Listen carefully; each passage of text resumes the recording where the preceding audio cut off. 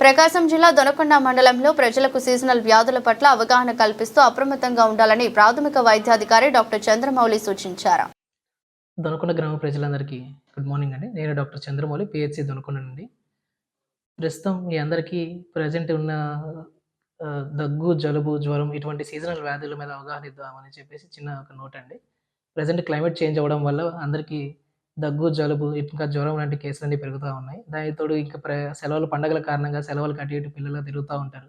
దీనివల్ల నీళ్లు మారడం వల్ల, వాటి వల్ల అందరికీ గొంతు రాయడం లాంటివి, గొంతు సోర్ థ్రోట్ అనేది, ఇన్ఫెక్షన్స్ కొంచెం జలుబు, దగ్గు, ఫీవర్ ఇట్లాంటివి బాగా పెరుగుతా ఉంటాయి.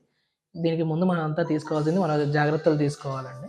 ఎక్కువ గోరువెచ్చటి నీళ్ళు తాగడం. ఒకవేళ ఇన్‌కేస్ మనకి ఫీవర్ వచ్చినా, ఏదొచ్చినా నియర్ బై నార్మల్ మెడికేషన్స్ వాడడం. ఒకవేళ మీకు ఇన్‌కేస్ ఫీవర్ ఎక్కువుండి, బాడీ పెయిన్స్ ఇటువంటివి గనక ఉన్నాయంటే మనకి పీహెచ్‌సీకొచ్చేసి తగిన బ్లడ్ టెస్ట్‌లు అయన్నీ చేసుకుంటే అదొక నార్మల్ జ్వరమా, వైరల్ ఫీవరా, లేదా మలేరియా, డెంగ్యూ లాంటివి ఏమన్నా ఉన్నాయా?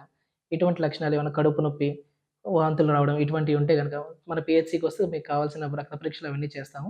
దానికి తగిన మెడిసిన్ కూడా ఇస్తాం. ముందుగా అందరూ గోరువెచ్చటి నీళ్ళు తాగుతూ, ఎక్కువ చలికాలంలో బయట ఎక్కువ తిరగకుండా, కొంచెం మాస్క్‌లు అవి ఇవి పెట్టుకొని మెయింటైన్ చేస్తా ఉంటే, దాని వరకు తగిన జాగ్రత్తలు తీసుకుంటే ముందు మనం దీన్ని నివారించగలుగుతాం.